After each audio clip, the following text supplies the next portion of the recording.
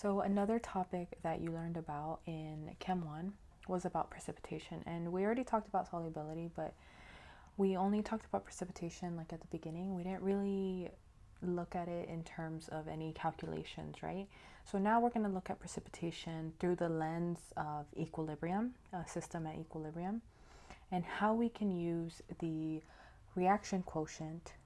So that means the concentrations of your products and reactants at any point in the reaction, and compare it to the solubility product, which is the concentrations of the ions at equilibrium. So it's again like we're comparing Q versus K. So precipitation occurs whenever the concentrations of the ions exceed the solubility of the ionic compound. And just to get to the point, when Q is greater than K, the solution will be above saturation, and therefore they exceed the solubility. So then you end up having a precipitate. When Q is equal to K, the solution is saturated, but there won't be any precipitation, like it's at that perfect, sweet spot where it's at equilibrium, but it hasn't precipitated, but the solution is saturated. So if it does happen to go above, like in this third situation here, where Q is greater than K, then you will have that precipitation because it is above that saturation. And then the other case is whenever we have Q less than K. At this point, we have the solution that we have a solution that is unsaturated, and of course there's not going to be a precipitate. And then when you do have Q being greater than K, sometimes you won't have immediate precipitation, and that is because you have a supersaturated solution. This solution will only precipitate if you mess with the solution. So let's say if you put a stirring rod in the solution, it's going to precipitate. If you scratch the side of the glass, it's going to precipitate. There's several things you can do to disturb it in order to cause that precipitate in a supersaturated solution. But main idea here is that when Q is greater than K, you have a precipitate. When Q is equal to K, the solution's saturated, no precipitation. When Q is less than K, it's unsaturated, no precipitate. Here, this is a visual of precipitation versus a supersaturated solution. So here we just have regular precipitation where Q is greater than the K. So we're mixing sodium chromate, I believe, and then silver nitrate, and then silver chromate is what forms. So here they do like a double displacement. The chromate goes with the silver, and then the sodium goes with the nitrate. That stays in solution. It's always soluble. But this is your insoluble compound that forms, your precipitate. And you can see it occurs as soon as you drop that sodium chromate in there. I think, yeah, that's chromate. That's not dichromate. But it happens right away because the Q is greater than K. Versus a supersaturated solution, it'll precipitate once you disturb it. So here you add a seed crystal, so this is the way of disturbing it, and basically you drop it in there, and then that's when this cool precipitate forms. These supersaturated solutions are really cool. If you ever get to see one, I don't know, maybe in organic, if you take organic. It's unfortunate we don't get to do any of this in lab or any demos, but you can look up videos and you can see it. But it's very cool to see like a precipitate forming in solution. In this example, we will be predicting precipitation of magnesium hydroxide. So here we have a problem that states the first step in prep of magnesium metal is precipitating magnesium hydroxide from seawater. And then you add calcium hydroxide and blah, blah, blah. Anyway, here we have the concentration of magnesium in seawater. Will magnesium hydroxide precipitate when enough calcium hydroxide is added to give an OH, a hydroxide concentration of 0.001 molar? So here what we're going to do, and I know it isn't that obvious, but we are going to compare K versus Q. So KSP in this particular case to Q. So we have our KSP, right? we have KSP equals 8.9 times 10 to the negative 12. What we're going to do is use these concentrations that were given to us, because these are obviously not at equilibrium. They're given to us, and it's asked, will it precipitate once we compare, to the actual equilibrium constant. So that's what we're going to do. So Q is calculated the same way as K, right?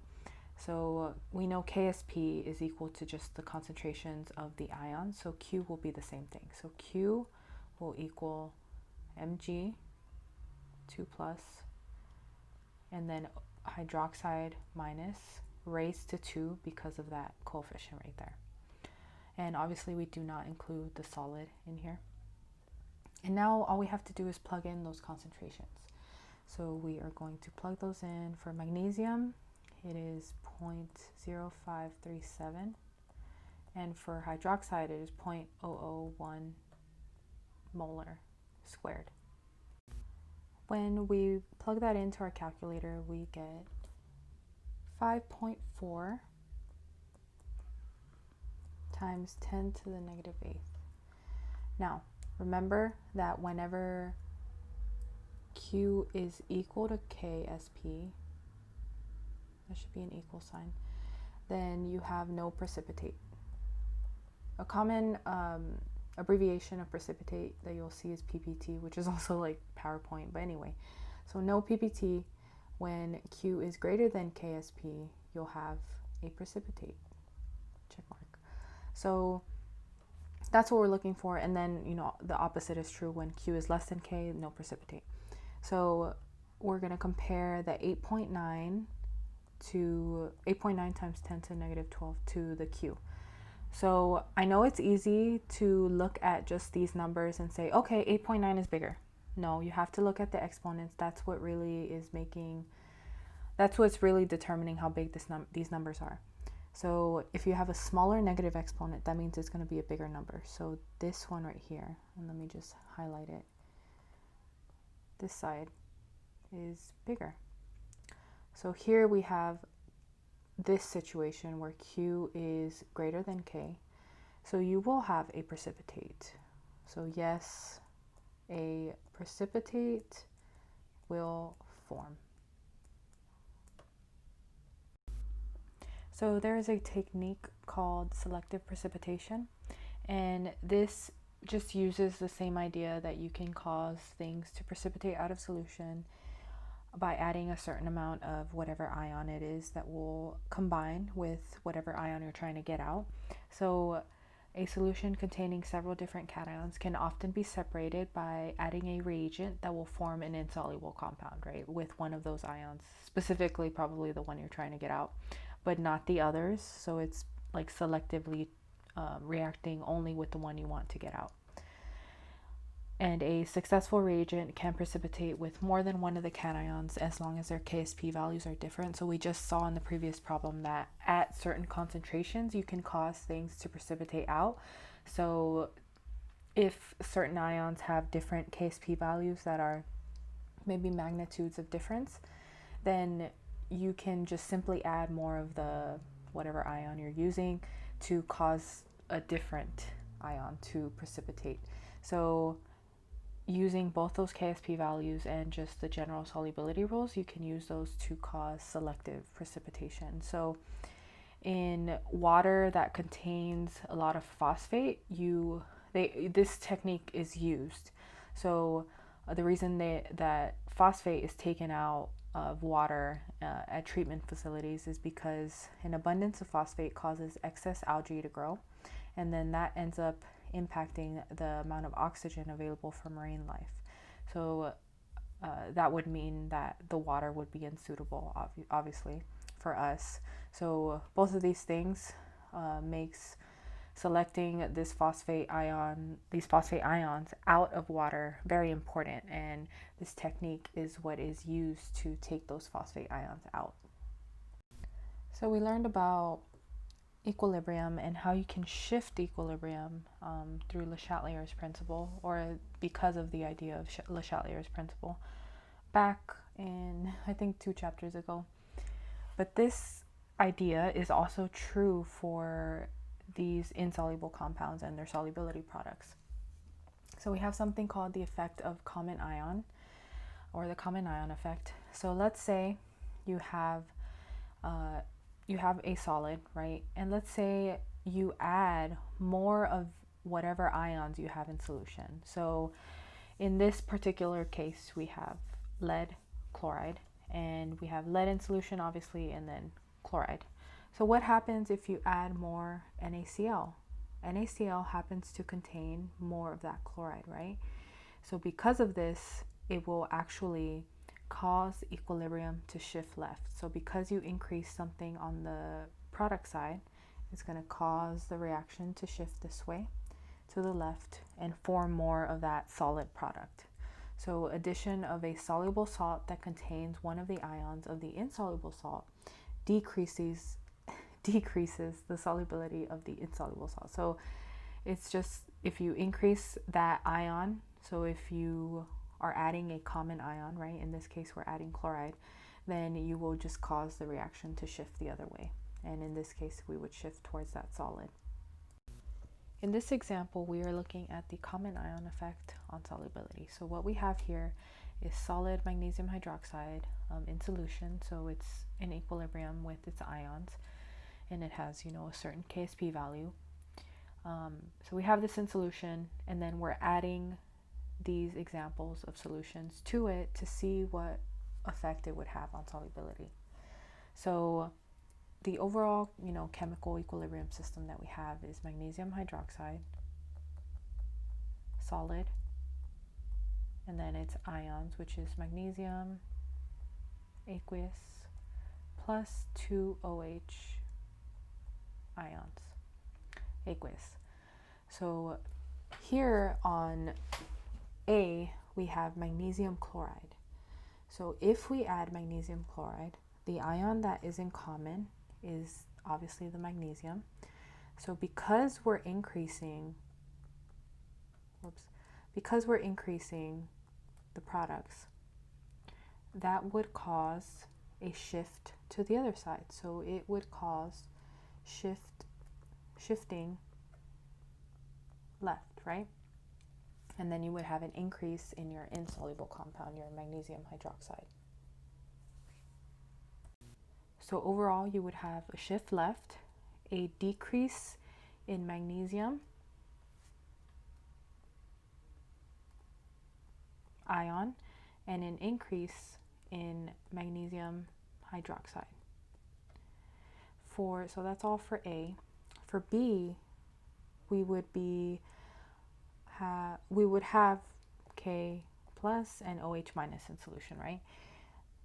Because we have that OH minus, this would be increasing this ion. So again, we would be increasing our products, which causes a shift left. And overall, we would decrease the concentration of OH minus and increase the concentration of magnesium hydroxide, solid. So these two examples both had common ions with what was in solution, what was at equilibrium. But if you have a case like another compound that doesn't have any of those common ions, if it doesn't have any of those common ions, it won't have an effect on the overall shift of equilibrium, and it won't shift anything. Here we are going to calculate the molar solubility of cadmium sulfide in a solution of cadmium bromide. So here we are looking at the common ion effect whenever we add in a common ion. In this case, it would be cadmium, right? So here we have the KSP, and we're going backwards, finding a concentration. Anytime you have a K, like I said, I think in a previous video, and you go back to a concentration, you will have to do an ice table. And here we luckily already have it set up, but it would be the same process if you would have to do it on your own as preparing any other regular ice table. So luckily we only have two components to deal with. We only have the cadmium ion and the sulfide ion. We don't have to worry about the solid because that's not taken into account when we calculate equilibrium constants. So what we have here is a solution of cadmium sulfide already, completely reached equilibrium, and it's whatever ions went into solution, they have gone into solution and it's saturated.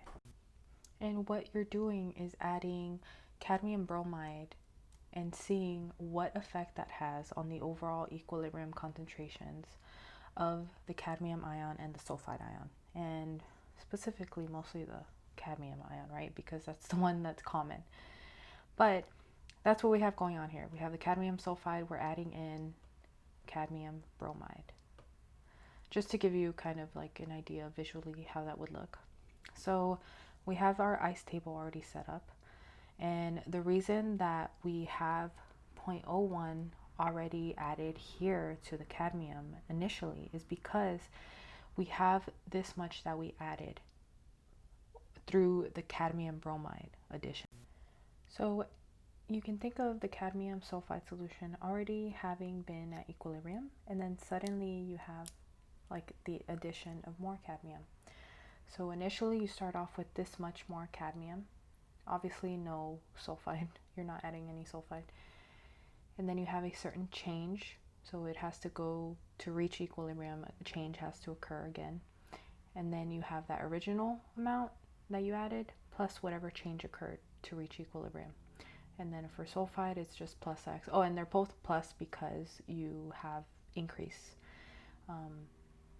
And then for sulfide, it would just be X. So what we're going to have to do to find the overall molar solubility of the cadmium and the sulfide is set up to solve for X. So we are going to first write out our KSP expression, which is cadmium and then sulfide. And we know the KSP for this, right? It's 1.0 times 10 to the negative 28th. And now that we have these filled out, we can fill those in wherever we see them. So for cadmium, it's 0.01 plus X, and for sulfide, it's just X. And we know this equals that KSP value.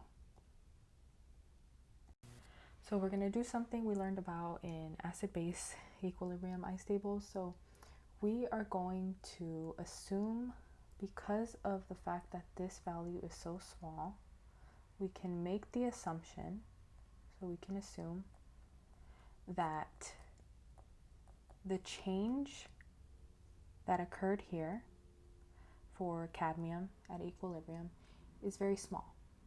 And the reason we assume that is because the KSP is so small. The KSP is tiny. It shows you that the amount of product is extremely tiny, like to the negative 28th, that's very, very small. So you can assume that whatever change happened was small.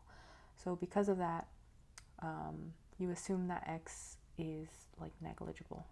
So I'll just write NEG. So this is the big assumption you're making here, all right? So because of that, we are just gonna kind of disregard that, and what we end up with is 0.010 molar times X equals 1.0 times 10 to the negative 28th. And now what we have is basically this X. So we're going to divide both sides by 0.010, and then that isolates the X.